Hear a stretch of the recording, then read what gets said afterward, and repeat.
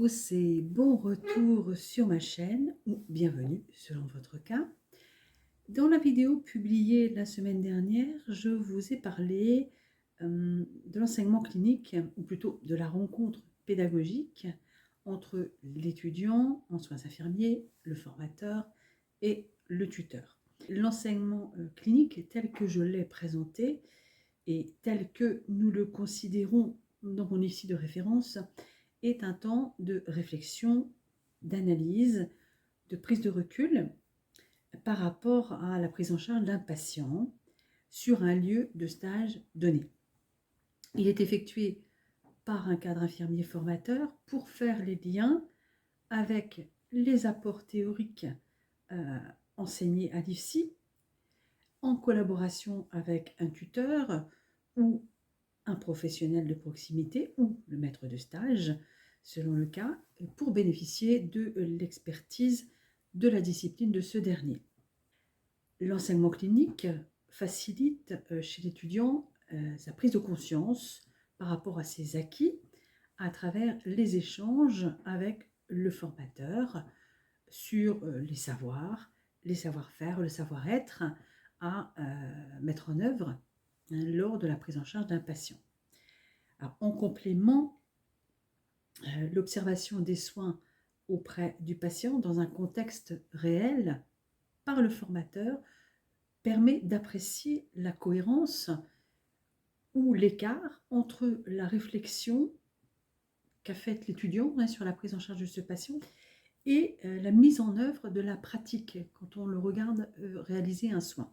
Lors d'une précédente vidéo, il y a quelque temps, j'avais expliqué quelles étaient les données à faire figurer dans le recueil de données qui permet à l'étudiant de faire sa présentation et des documents leur sont d'ailleurs remis pour les guider, le plan de la présentation que nous allons d'ailleurs suivre, grille des besoins, etc. Pour illustrer donc ce que peut être un enseignement clinique en pratique, je vais prendre un exemple de semestre 1. J'en prendrai par la suite pour le semestre 2, 3, 4 et puis pour la troisième année. Alors, qu'est-ce qui est demandé aux étudiants pour ce premier enseignement clinique de semestre 1? Tout d'abord, l'objectif, c'est de l'accompagner avec un centrage sur la compétence 3, notamment pour la réalisation du soin, et bien entendu la compétence 1 pour le raisonnement clinique, à partir de la prise en soin d'un patient, puisqu'ils doivent prendre en charge un seul patient, et la démarche de soins correspondante. Le but, c'est de faciliter l'apprentissage dans les domaines cognitifs, relationnels et les habiletés gestuelles. C'est aussi la prise en soin d'une personne en lien avec leur compétence 3, avec la démarche de soins élaborée sur ce même patient et aussi l'analyse de la pratique avec le formateur, c'est-à-dire par une approche individuelle. Comme je l'ai dit, les étudiants reçoivent donc différents guides pour recueillir les informations nécessaires et utiles pour une bonne prise en soin de leurs patients. Ils ont eu auparavant des travaux pratiques pour les sensibiliser à l'observation clinique en utilisant leurs sens, notamment l'ouïe, la vue, l'odorat, le toucher. Ils ont des apports, bien sûr, sur le recueil de données et ses prérequis, comme la qualité de la relation et de l'écoute du patient, mais aussi de son entourage, mais aussi également des professionnels, et également, bien sûr, le lien avec les connaissances biomédicales et pharmacologiques et autres acquises en IFSI, mais aussi celles qui vont être issues de leur recherche personnelle, puisque quand ils arrivent en semestre 1, eh bien, il y a beaucoup d'apports qu'ils n'ont pas encore eus. Ces recherches, elles sont importantes, car dès ce premier stage, ils vont être confrontés à des situations pour lesquelles ils n'ont pas eu d'apport théorique. C'est le cas notamment des pathologies, puisqu'ils n'ont pas encore vu de pathologie, et des traitements, par exemple. Un autre aspect important est bien sûr les objectifs du recueil de données avec lesquels les étudiants doivent être au clair et qu'ils ne doivent pas voir comme un exercice d'école, mais une démarche intellectuelle qu'ils doivent intégrer et qui doit devenir automatique d'ici à la fin de la formation.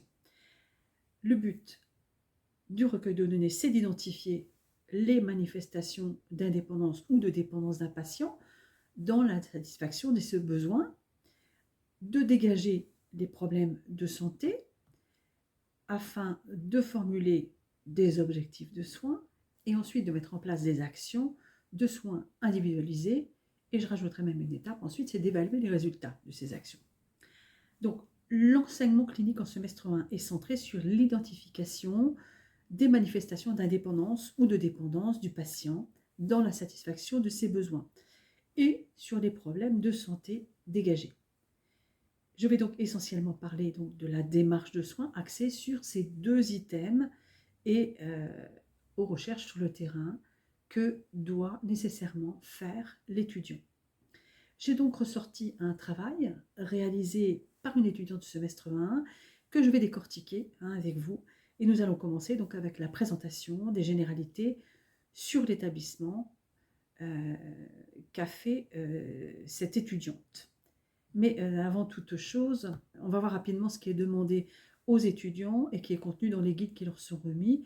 Tout d'abord, la présentation de l'établissement avec les généralités, les missions, les objectifs, les caractéristiques de classement, c'est-à-dire si c'est un hôpital public, privé, etc.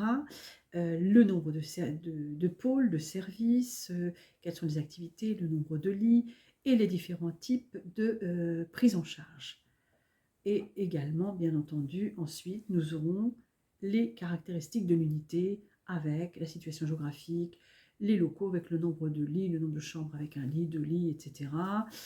S'il y a d'autres types de locaux, les moyens humains, quelles sont les spécialités, les profils de patients, la durée moyenne de séjour et les outils utilisés dans l'unité.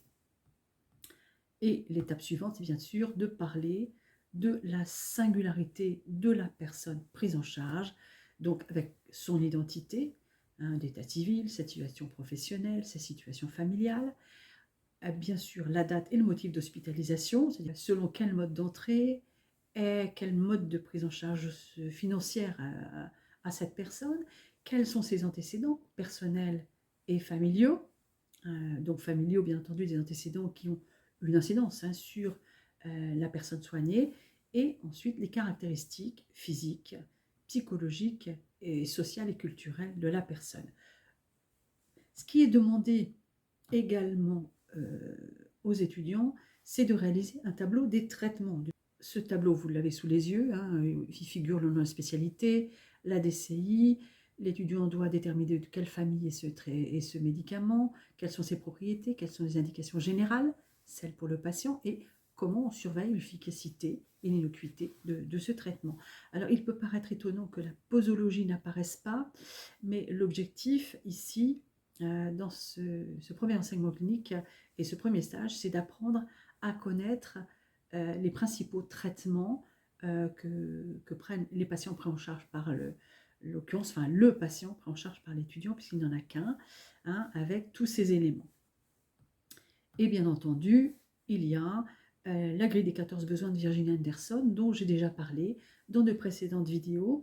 Et cette grille sert à ordonner les données entre celles concernant les habitudes et conditions de vie avant l'hospitalisation ou la prise en soins et celles depuis la prise en soins. Et l'analyse permet d'identifier quels sont les besoins satisfaits ou encore perturbés au jour J de la présentation, c'est-à-dire permet de voir s'il y a eu une progression ou au contraire régression, et donc quels sont les problèmes qui se posent ou qui pourraient se poser. Sur cette grille, ici, vous voyez qu'on parle de la grille de lecture de Anderson. Il y a aussi question de Louis, qui est un outil qui a été élaboré par mon collègue Loïc Martin. Louis est un outil visuel complémentaire des modèles existants comme la grille de Virginia Anderson, et son objectif est de faciliter l'analyse clinique de situations de soins, simplement, rapidement, et surtout avec méthode. Donc, ça facilite aussi le tri et la catégorisation des principales données cliniques recueillies. Et il peut s'utiliser de deux manières, soit comme un outil de recueil de données, au même titre que la grille de Virginia, soit comme une checklist méthodologique qui permet d'avoir une vision globale, rapide et efficace du patient et des problèmes de santé réels et ou potentiels avec une lecture méthodique, hein, du haut vers le bas. On voit que effectivement c'est une vision, je dirais, un peu d'organe. Alors il faut être très très prudent avec ce type de grille de lecture qui pourrait être restrictive. Donc il faut être très très vigilant à bien l'utiliser. Donc voyons ce qu'a fait l'étudiante. Donc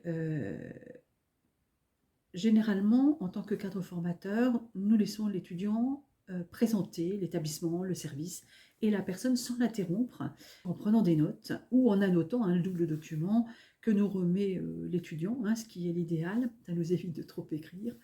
Et ensuite, nous reprenons les différentes parties pour poser des questions à l'étudiant sur d'éventuels manques ou pour avoir des précisions tout simplement, ou pour vérifier encore ce qu'a compris l'étudiant, et notamment sur les pathologies, hein, qu'il n'a pas encore vues, et sur certains termes médicaux qu'il a pu employer, hein. Donc l'objectif étant de l'aider, hein, à mieux comprendre la situation et à mieux argumenter, hein. On lui donne des pistes, hein, d'amélioration. Alors dans cette présentation de l'établissement, la partie mission, objectif, caractéristiques de classement, les différents types de prise en charge, eh bien, c'est correctement traité, mais il y a des manques, hein. Par exemple, on n'a pas le nombre de pôles d'activité, du secteur par pôle, on n'a pas le nombre de services, unités, le nombre de lits. Alors, c'est vrai que le nombre de services et d'unités, quand c'est un gros établissement, c'est un peu difficile, mais au moins le nombre de lits, en fait, total de l'établissement. Et surtout les différents circuits, hein. Par exemple, l'alimentation, le linge des déchets. Alors, cette partie fait le lien avec les connaissances des UE 1-2 du semestre 2, santé publique et économie de la santé, ici sur l'organisation donc des soins de santé mentale. Et c'est une occasion d'appréhender ces connaissances et de prendre un peu d'avance pour les étudiants puisqu'ils ne l'ont pas encore vu. Et elle fait également le lien avec l'UE 1.3.S1, législation éthique et déontologie, et notamment sur les droits des patients, ce qui inclut les droits des patients en santé mentale. Et ce sont des apports que nous nous efforçons de donner aux étudiants avant leur stage 1. Donc, disais-je, les missions et caractéristiques de classement, on sait que c'est un établissement public hospitalier participant à la lutte contre les maladies mentales, que ses objectifs sont les actions de prévention et diagnostic de soins de réinsertion à la vie sociale. L'étudiante a simplement oublié qu'il participait également à des travaux de recherche avec des publications au niveau international, puisqu'il y a des unités communes avec le CHU. Le nombre de pôles d'activité n'est pas précisé. L'étudiant parle des secteurs sans les rattacher à un pôle. Or les 10 secteurs de psychiatrie générale adulte sont répartis sur 2 pôles. Ceux de psychiatrie infanto-juvénile composent un 3e pôle, hein. L'étudiant n'a pas fait figurer non plus le nombre de lits, puisque, comme je le disais, le nombre de services et unités, il y en a énormément, donc c'est compliqué. Il y a dans cet établissement plus de 950 lits et places, c'est-à-dire qu'il y a à peu près 550 lits et 420 places en hôpitaux de jour et accueil familial et thérapeutique. Donc, elle évoque une grande partie des types de prise en charge avec les unités d'hospitalisation à temps complet, dont 2 hospitalo-universitaires, ceux qui participent aux recherches, et les hospitalisations de jour, CMP, mais il y a aussi, hein, des consultations psychiatriques spécialisées. Il y a aussi les centres d'accueil et de soins sans rendez-vous, les CASP, hein. Il y a aussi les CATTP qui ne sont pas évoqués, les équipes mobiles, hein. Et donc, ce qui est important aussi d'indiquer lorsqu'on parle de psychiatrie, c'est que les prises en charge s'organisent en fonction de l'origine géographique du patient, hein. C'est l'histoire des secteurs, hein. Donc ça, c'est important de le faire prendre conscience à l'étudiant quand on parle de psychiatrie, et qu'il existe aussi des filières spécialisées mises en place pour s'adapter donc aux différents besoins qui sont plus ou moins importantes selon les régions. Donc on va avoir par exemple la dictologie, les personnes âgées, des UMD, c'était le cas dans cet établissement, des urgences psychiatriques bien sûr, les prises en charge des ados, des psychoses résistantes, des troubles de l'humeur, etc. Il y a des centres de référence par exemple pour les troubles de l'humeur, notamment les troubles bipolaires dont on va beaucoup parler. Les différents circuits n'ont pas été abordés, et ça, qu'est-ce qu'on attend là-dessus? Il faut l'expliquer à l'étudiant qui n'a pas forcément compris. C'est que les circuits alimentaires, c'est important de savoir si Les repas sont préparés sur place avec une cuisine centrale ou si l'établissement est client d'une unité centrale de production d'un autre établissement. Et quel type de liaison il y a, si c'est de la liaison froide ou de la liaison chaude par exemple. Ensuite, le circuit du linge, c'est aussi important. Est-ce qu'il y a une blanchisserie sur place ou est-ce que l'établissement est client d'une blanchisserie d'un autre établissement? Par exemple, client de la blanchisserie du CHU. Il faut savoir que là, dans cette agglomération, là, il est question la blanchisserie du CHU et la deuxième blanchisserie hospitalière par son activité après la PHP. Le circuit des déchets est aussi important à mentionner. Donc ces infos, c'est important quand on accompagne l'étudiant de lui expliquer où il peut les trouver. Par exemple dans le livret d'accueil, dans le rapport d'activité, auprès des soignants et notamment des services administratifs et socio-éducatifs. Hein. Les assistants sociaux, par exemple, sont une grande aide aussi dans les éléments à rechercher. Ensuite, dans la présentation du service, il attendait donc les caractéristiques de l'unité avec les ressources, les contraintes, et ce qu'a présenté l'étudiante est très succinct. Par exemple, nous avons la situation géographique qui est précisée par rapport au bâtiment, ce qui permet de comprendre qu'il s'agit d'un service intra-hospitalier, mais le mieux c'est de le dire quand même. Ensuite, on sait que le service comporte 32 lits, dont 2 chambres d'isolement, et qu'il y a des chambres individuelles ou collectives. Alors, collectives, ça veut dire beaucoup de choses. Est-ce que ce sont des chambres à 3 lits, 4 lits, 5 lits, 6 lits? Non, non, en fait, ce sont des chambres à 2 lits, donc c'est mieux de le dire. Et il faut donc aussi préciser le nombre de chambres individuelles ou de chambres à 2 lits. Et si le service est divisé en secteurs. On ne sait pas non plus s'il y a d'autres locaux. Il pourrait par exemple y avoir une salle d'animation, une salle de kiné ou d'ergothérapie, que sais-je. Hein. Alors, les moyens humains, eh bien, le personnel paramédical et le personnel médical est nommé, mais on n'a pas les effectifs. Et on n'a pas les autres personnels, comme les kinés, l'assistance sociale, qui est important en psychiatrie quand même, hein, psychologue, diététicienne, ergothérapeute. Hein. Ça n'est pas précisé, de même que l'organisation et la répartition, et les différents horaires, notamment pour les infirmiers, les aides-soignants et les ASH, hein, puisque on ne va pas non plus donner les horaires de tout le monde. Hein. Est-ce qu'ils travaillent en quart? Est-ce que... Bon, a priori, en hospitalier, c'est généralement les quarts, mais dans d'autres structures, c'est très très important de le notifier.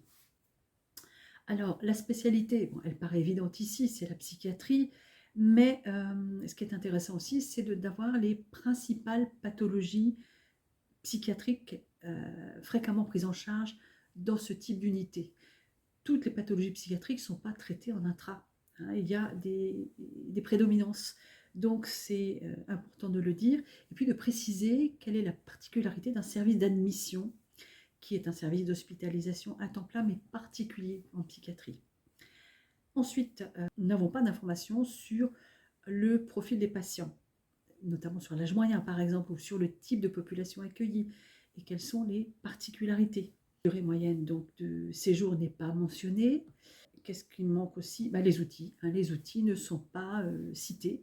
Donc il est évident que dans cette unité, eh bien, il y a des dossiers médicaux, il y a des dossiers de soins, il y a certainement une planification, des cahiers de protocole, mais est-ce qu'ils sont informatisés? Est-ce qu'ils ne le sont pas? Est-ce qu'il y a des protocoles spécifiques? L'étudiante a parlé de chambres d'isolement. On peut penser qu'il y a un protocole spécifique pour l'isolement des patients. Ensuite, nous arrivons à la présentation de la personne soignée.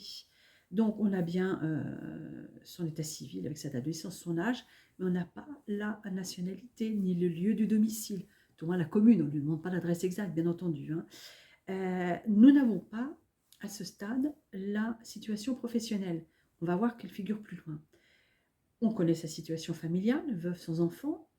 On a même d'autres éléments. On a la date et le motif d'hospitalisation, mais pour l'instant, on ne sait pas vraiment à combien de jours d'hospitalisation on est. Hein.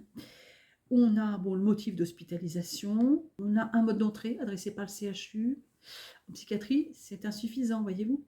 Et on n'a pas le mode de prise en charge financière. Donc ici, dans l'ensemble, on a l'essentiel des informations, sauf pour la situation professionnelle et le mode de prise en charge financière.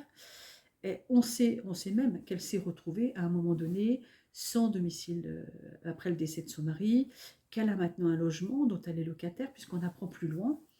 que sa propriétaire est venue lui apporter des cigarettes. Et donc locataire, elle ne possède pas un logement comme le dit l'étudiante.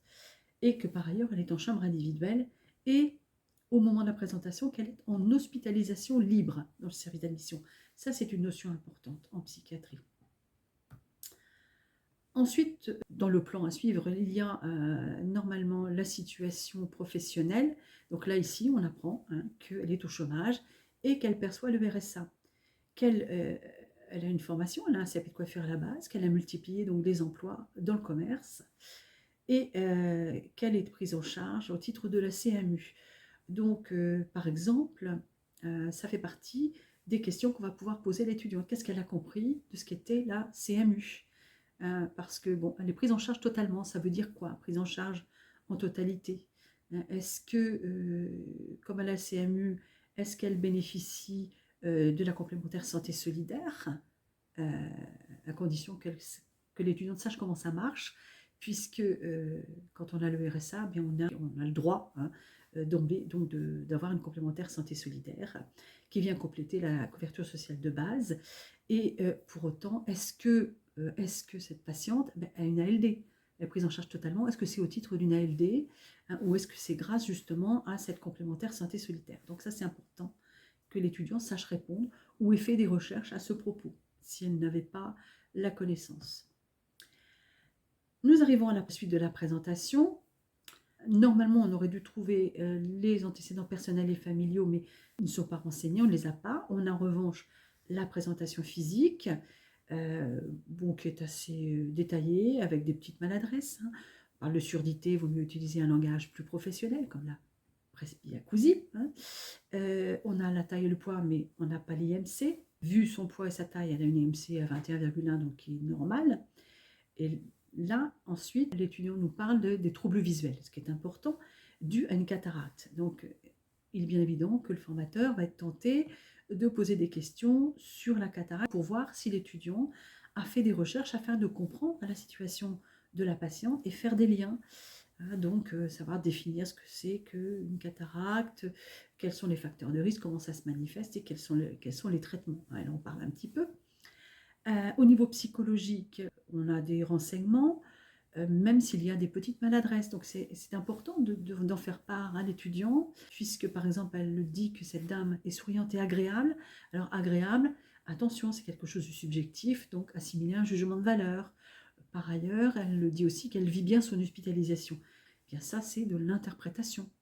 Qu'est-ce qui nous permet de le dire, Donc, il y a aussi, j'en reparlerai ultérieurement lorsque je parlerai des préparations spécifiques au stage de psychiatrie.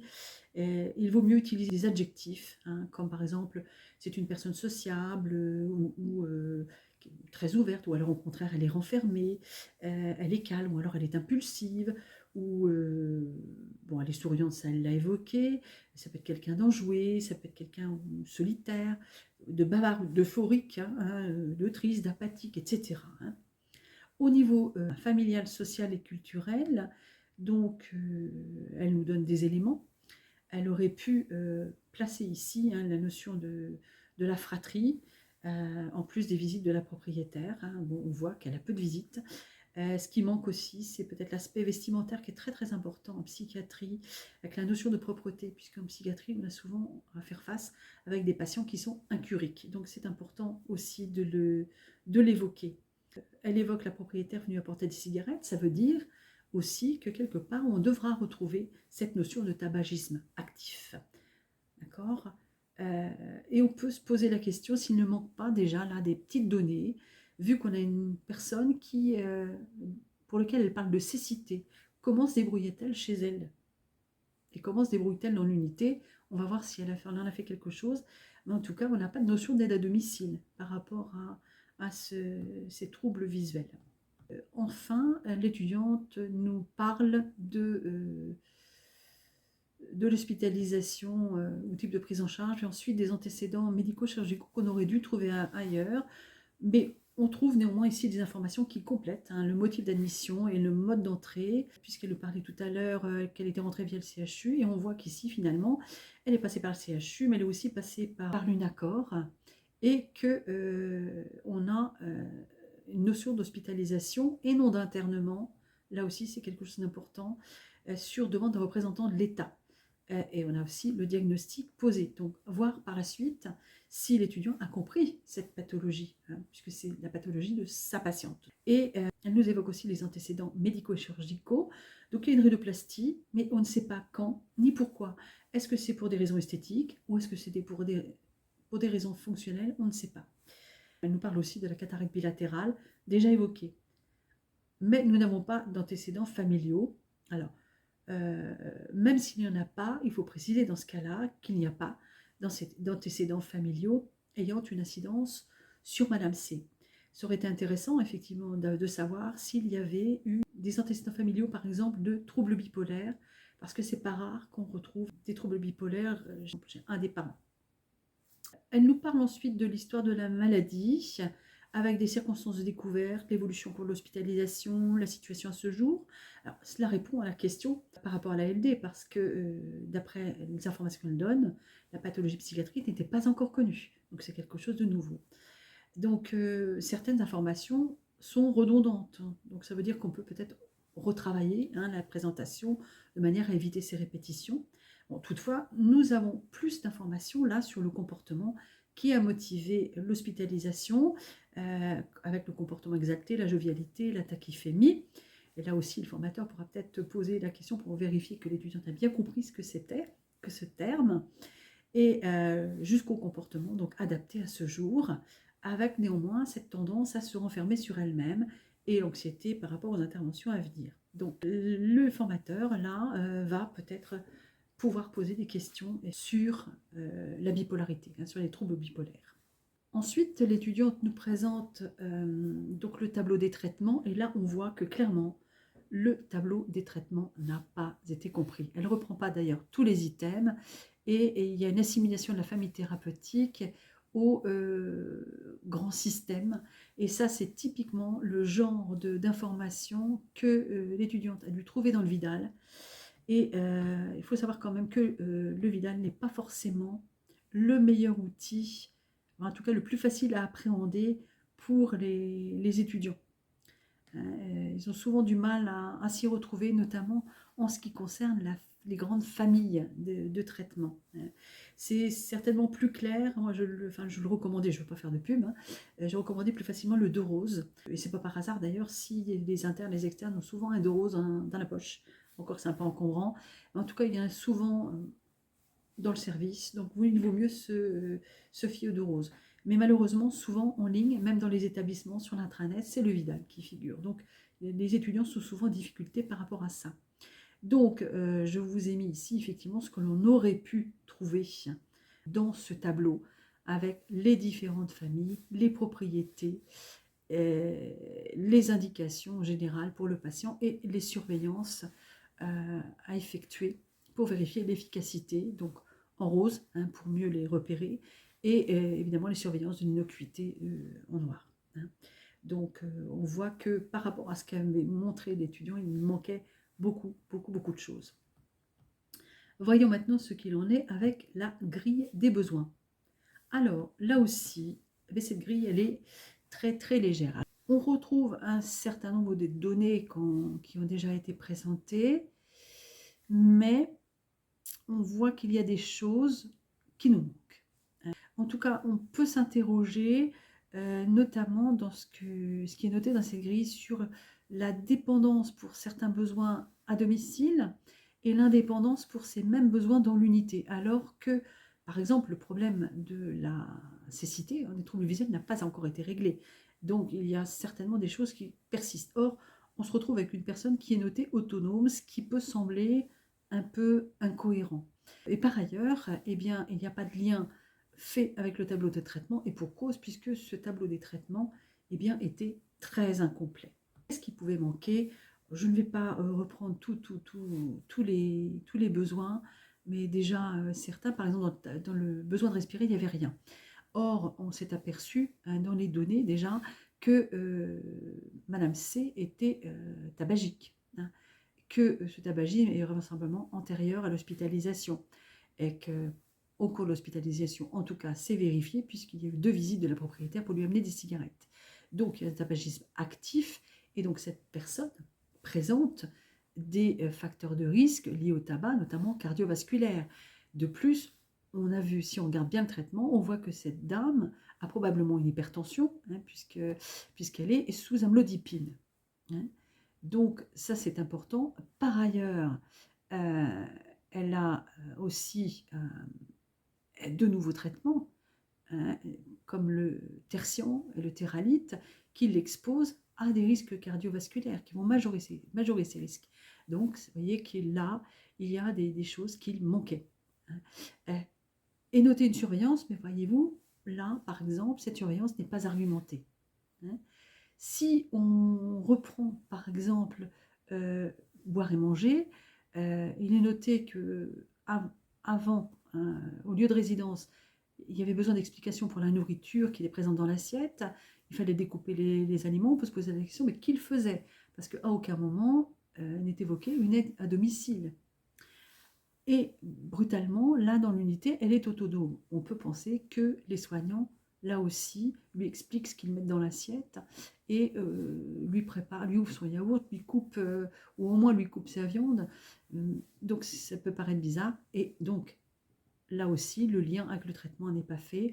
Or, on sait que avec le théralite, les apports hydriques sont hyper importants, puisqu'il y a une diurèse augmentée, qu'avec le tertian, il y a un risque de prise de poids, tout comme avec le théralite d'ailleurs, et donc il y a des choses, hein, il y a des problèmes qui peuvent se poser. Risque de déshydratation et risque de prise de poids. Hein. Même chose, par exemple, avec l'élimination. Hein. Chez elle, il fallait l'accompagner aux toilettes.